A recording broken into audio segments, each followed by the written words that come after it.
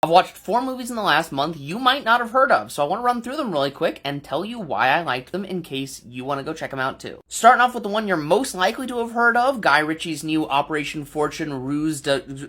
You know what? I'm not even going to bother trying to pronounce the whole thing. This was a god-awful title, but a really fun movie. Not super memorable, but it had high energy. I enjoyed all of the characters in it. It has Aubrey Plaza and Hugh Grant just living their best lives on screen. And if you liked last year's Unbearable Weight of Massive Talent, you're going to find some similarities to one of the plot threads, but very enjoyable movie. It's not my favorite movie in the heist or spy genre, but it was very fun. Next, we have A Good Person, written and directed by Zach Braff and starring our Queen Flo, Florence Pugh. This movie was a really good, straightforward, classic drama. I enjoyed all of the performances. I enjoyed how they tackled the subject matter, and if you want a sincere, heartfelt, kind of sad but also heartwarming and very loving story, A Good Person will be right up your alley. Number 3 is The Lost King, starring Sally Hawkins from A Shape of Water and also featuring Viserys from season 1 of Game of Thrones, and this is the very sweetly told true story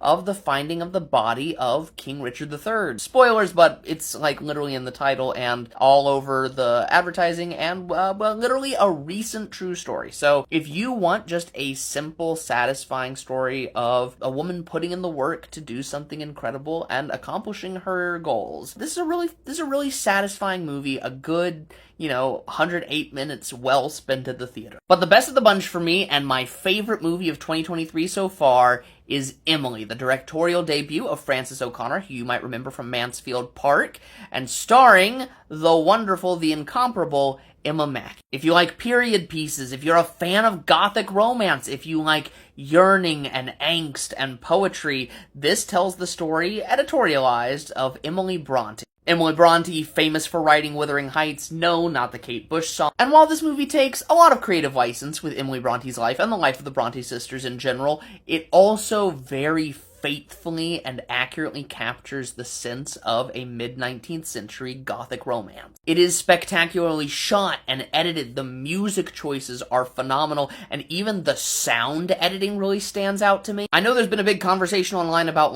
the return of the Hays Code and puritanical censorship in film, but this is a great example of a movie that does not work, in my opinion, if it does not have the explicit sequences it does. And again, this is Frances O'Connor's debut, and I am desperate to see what she does next.